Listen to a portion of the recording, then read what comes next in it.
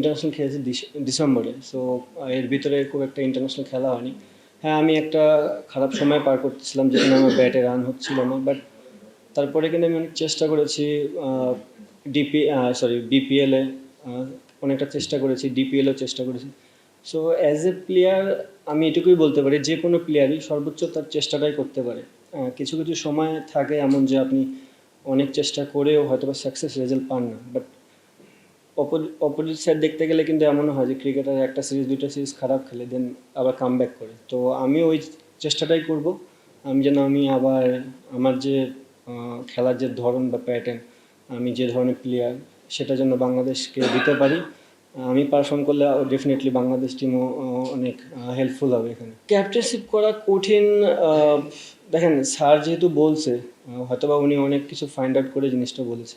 আমি অত long time কখনো করিনি, সো পার্টিকুলার সিরিজে আমি করেছি, আমার জন্য খুব একটা বদার ফিল হয়নি। এখন যে পার্টিকুলারলি লং টাইম ধরে করছে হয়তোবা তার জন্য এই জিনিসটা হতেও পারে।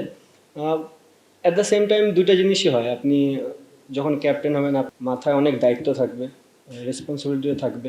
সো দুইটা নিয়েই তো আগাতে হবে। আপনি সবসময় বাহবা পাবেন তাহলেও হবে না, আপনাকে দুই জিনিসটাই ক্যারি করতে হবে। ক্যাপ্টেনশিপ বিষয়ে তো রোল মডেল এটা কেউই না।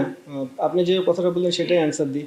ধরেন ক্যাপ্টেনশিপ ছাড়া তো আমি খারাপ খেলেছি, সো এখন এটা ক্যাপ্টেন হয়ে আসতেছি, এটাও অপোজিট সাইডেও হইতে পারে যে আসার পর থেকে আমি ভালো খেলতেও পারি। সো আমি যেটা বললাম যে আপনার পজিটিভ নেগেটিভ দুইটা জিনিসই থাকবে, বাট ওইভাবে আমার কোনো রোল মডেল নেই যে যাকে দিয়ে আমি ফলো করব বা কোনো কিছু। এখানে জেদের কোনো কিছু নেই। আমার মনে হয় প্রত্যেকটা মানুষেরই, যারা ইন্টারন্যাশনাল ক্রিকেট প্লেয়ার তারা চায় পারফর্ম করতে। আর প্রত্যেকটা ক্যাপ্টেন বাংলাদেশের, সে চায় তার টিমটা জিতুক। সো আমিও ব্যতিক্রম কোনো কিছু না, আমিও চাবো যেন আমার হাত ধরে যেন বড় কিছু হয়, বা আমি যেন যে কোনো সিরিজে যেয়ে জিততে পারি। সো টার্গেট একটাই, বাংলাদেশ টিম যদি আগায় যেতে হয় সবচেয়ে বড় দায়িত্ব হচ্ছে প্লেয়ারদের।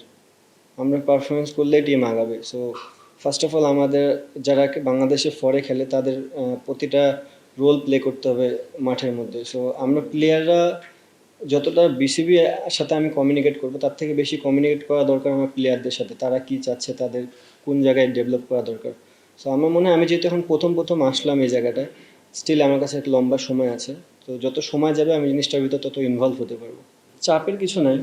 আমি যেটা আগেও বললাম ভাইয়ারে, যে ক্যাপ্টেন ছিলাম না তখনও পারফর্ম খারাপ করছি।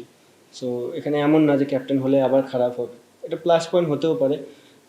যেহেতু একটা নতুন সুযোগ আসছে, আমরা সবাই বিশ্বাস করি যে যার পজিটিভ ওয়েতে চিন্তা করে তার একদিন দুই দিন পর হলেও রেজাল্টটা আসে। তো আমি ওই জায়গায় আছি, চেষ্টা করব পজিটিভ ওয়েতে চিন্তা করার, যেন রেজাল্টটা আমার দিকে নিয়ে আসতে পারি। সবারই পার্টিকুলার কিছু না কিছু গুণ আছে।